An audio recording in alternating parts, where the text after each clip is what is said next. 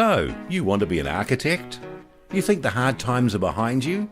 You want to make a difference in the world? You want to build beautiful structures and make your mark? It's nice to have dreams, but what's the reality? I remember being in uni and my lecturer saying, you'll all be sued at one point, it's just the extent and the severity that you'll be sued. And it's like, oh God. That's why all architects and professionals have insurance, is because problems aren't always foreseeable. What Dino doesn't know is that rather than viewing insurance as a safety net, his insurance policy may not completely protect him. There are a range of risks associated with architectural practice that he'll have to face. These fall into avoidable and unavoidable risk categories. As you can see, you fall into the avoidable risk category. Did you know that you were a risk? If we're such a risk, why do architects hire us in the first place? There's no point in having, 5 chiefs on a project or 5 chiefs try to run a project. So there's always going to be different niches for people to fill. It takes a little time to work out every person's individual ability, but once we've got that, we then assign work onto teams that best suits their ability. So what kind of things will we be doing? In this office, we typically apportion them design and documentation of low-risk tasks such as signage or joinery items, project administration, so document control and assistance in contract admin. Students will probably typically get the roles in the lower end of the project, documentation, often the dog's body, if you like. So students, for instance, would typically come on in an early design stage. They'll be helping with documentation of the development application drawings, sometimes design options, marketing plans, a lot of the presentation work, and depending on the project, some of the initial design work. Rarely students will get thrown into the deep end, which they're going to get into the difficult parts of managing contractors or clients. Due to the rigorous registration process of architecture, services produced by you in practice are expected to be in accordance with the standards of the reasonably competent architect, despite the fact that you may be less qualified. There's a lot of responsibility in taking on a student. If people without the experience are given too much responsibility that they either can't handle and it's a stressful situation for them, or the expectations of the clients exceed their ability to deliver. What are the risks we should be aware of? There's essentially millions of tiny little decisions that are made during one building being built, and you can't control all of them, so you do have to rely on the professional's expertise. Probably the biggest risk in building is documentation, so the quality of what you draw.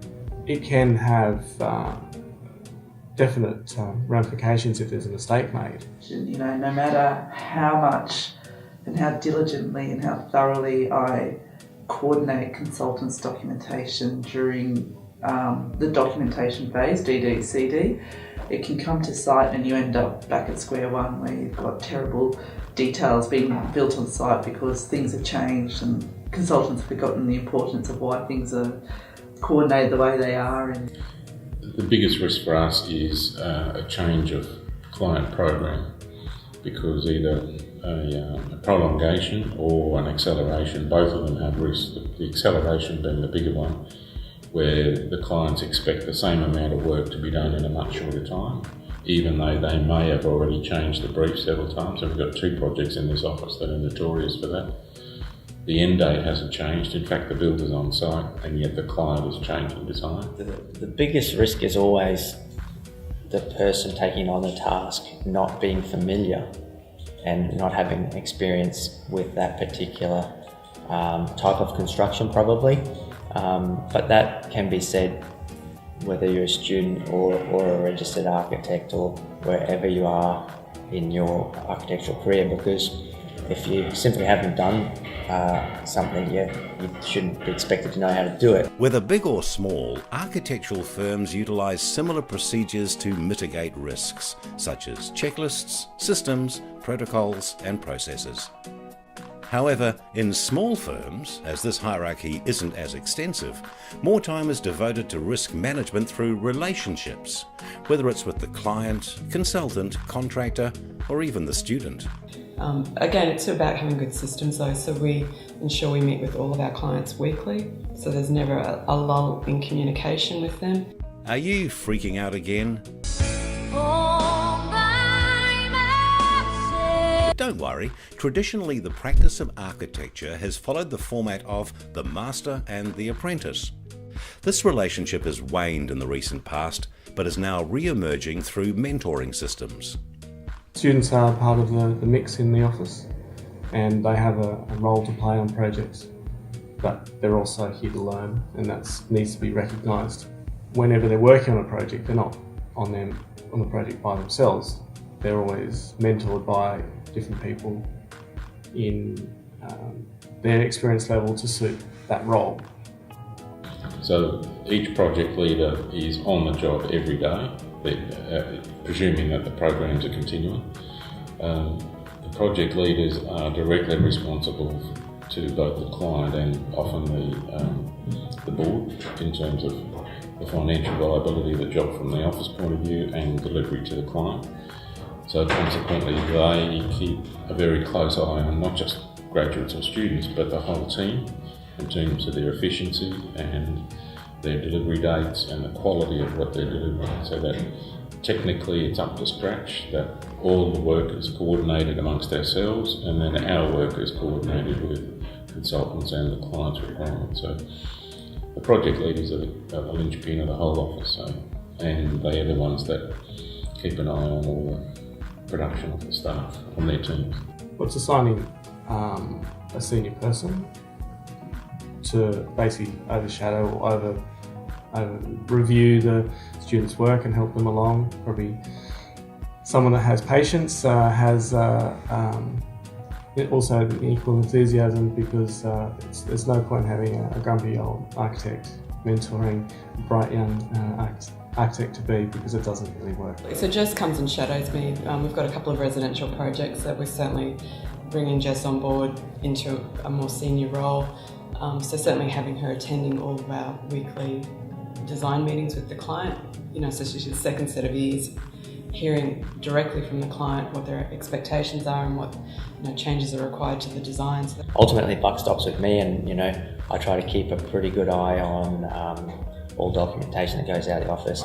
Then even when students come in, if they know, oh, maybe I've made a mistake, that they feel they can come up and say, look, I think there's a problem here, how do we fix it? And I think that's something that we need to be able to foster, especially in an industry where we are taken to the wall if we make mistakes, especially architects. Through ownership, relationships, communication, review and systems, you can help reduce the risk involved in being a student in such a litigious field. And you can carry forward into your career as an architectural professional. When I grow up, I want to be just like you. Is it worth it?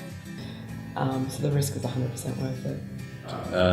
At the end of the day, when the projects are open and the tears of gratitude are running down the client's face, then it's worth it. Yeah, you get the buzz out of the big day, opening day, and you tend to forget all the late nights and the bleary eyes of checking drawings endlessly and meetings that you have to sit through. And when you get to the end of the project and you can see from inception to delivery, it's all been your own work, that really is worth it. I think risk is definitely worth it. I mean, not everyone's cut out to take high risks. The rewards are probably not there in any other monetary sense, but certainly the professional satisfaction is there, and that's why we're all here basically.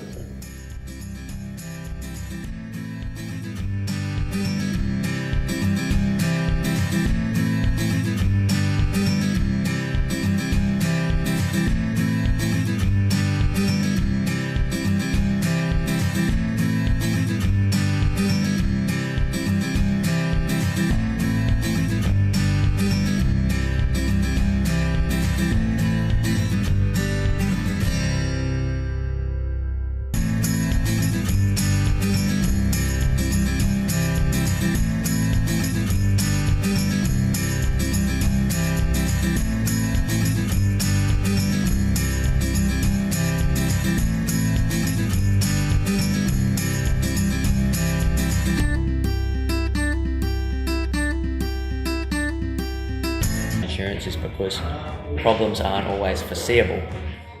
What Dino doesn't know is that rather than viewing insurance as a safety net, his insurance policy may not completely protect him. There are a range of risks associated with architectural practice that he'll have to face. These fall into avoidable and unavoidable risk categories. Are behind you? You want to make a difference in the world? You want to build beautiful structures and make your mark? It's nice to have dreams, but what's the reality? I remember being in uni and my lecturer saying, you'll all be sued at one point, it's just the extent and the severity that you'll be sued. It's like, oh God. That's why all architects and professionals have it.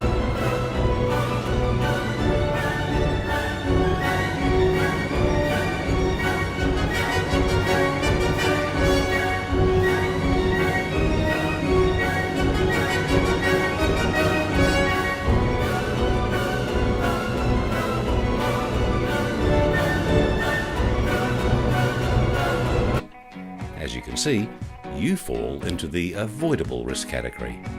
Did you know that you were a risk? If we're such a risk, why do architects hire us in the first place? There's no point in having 5 chiefs on a project or 5 chiefs trying to run a project. So there's always going to be different niches.